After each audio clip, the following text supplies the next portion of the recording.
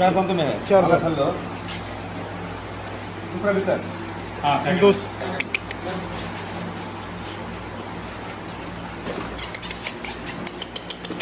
20 रोज pending अभी 20 दिन बाकी है, 20 ದಿನ ಬಾಕಿ ಇದೆ ಇನ್ನು. ನೋಡಿ ಈ ರೀತಿ ಹಸುಗಳು ಎಲ್ಲರ ಭಾಗ್ಯದಲ್ಲೂ ಇರಬೇಕು ಅಂತ ಆಸೆ. ನಾನು ಹೇಳಿದಂಗೆ ಈ ರೀತಿ ಕ್ವಾಲಿಟಿ ಹಸುಗಳು. ಗುಮ ಟೇಕ್ ಮೀಟರ್ ರೈಟ್ ಮಾಡಿ.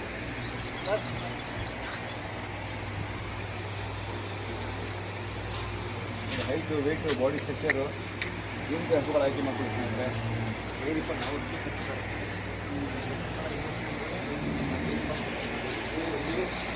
ಹೈನುಗಾರಿಕೆ ಕಳೆ ಇದು.